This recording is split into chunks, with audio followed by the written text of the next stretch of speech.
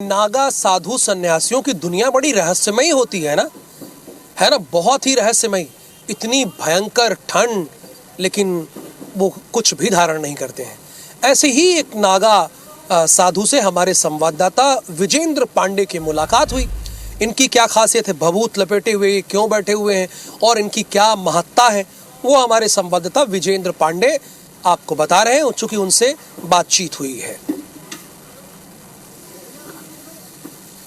तीर्थराज प्रयागराज की धरती में नागा सन्यासी सबके आकर्षण और श्रद्धा का केंद्र बने हुए हैं। और ये दृश्य जो मैं आपको दिखा रहा हूँ, ये बेहद दुर्लभ है।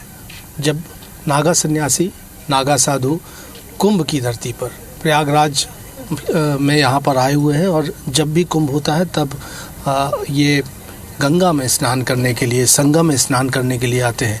आपसे मैं साधु जी, मैं आपसे बात करना चाहूँगा।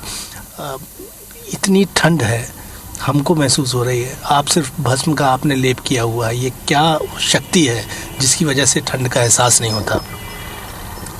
जैसे आप लोग वस्त्र पहने हुए हो, ये विभूति जो होता है अपना, ये विभूति होता है कवच होता है, सुरक्षा कवच जैसे होता है।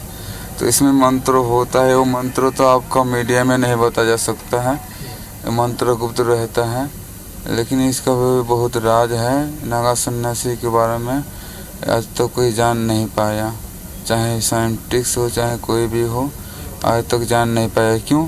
इस शरीर जो होता है एक माध्यम होता है, इसमें देवी आत्मा वास करता है। इंसान तो मर जाएगा लेकिन धरती का रक्षा कौन करेगा? भगवान स्वयं करते हैं, और स्वयंभू है, वो कैलाशपति है। क्या ये धरती राजनीति तो चल रहा है अपने जगह में, लेकिन धरती का रक्षा करने के लिए तपस्या जरूरी है। इसलिए नागा साधु लोग निर्वस्त्र रह करके हिमालय में, पहाड़ में तपस्या करते हैं। कलियुग है तो क्या है, महाकुंभ हर 12 साल के बाद आता है। महाकुंभ में जो स्नान होता है, शाही स्नान होता है, मकर संक्रांति में शाही स्नान होगा 14 जनवरी को।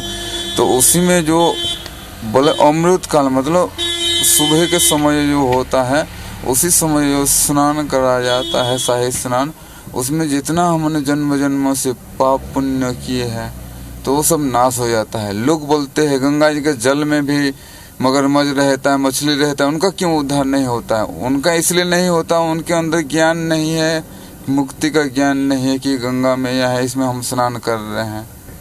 इंसान के अंदर है कि गंगा में भात कर रहा है, वो प्रार्थना कर रहा है, भक्ति कर रहा है, अपने फूल चढ़ा रहा है, माथा टेक रहा है, जो भी कर रहा है। कलियुग है तो क्या, श्रद्धा भाव से जो भी कर रहा है, इसी की वजह से धरती टिका हुआ है। बेहद महत्वपूर्ण बातें और ज्ञान देने वाली बातें वो यहाँ पर कर रहे हैं, और कह रहे हैं कि महाकुंभ की धरती में उनका भी आगमन हुआ है और सबको वो धर्म के रास्ते पर आगे चलने की शिक्षा दे रहे हैं। कैमरामैन अखिलेश के साथ विजेंद्र पांडे, IBC 24 प्रयागराज।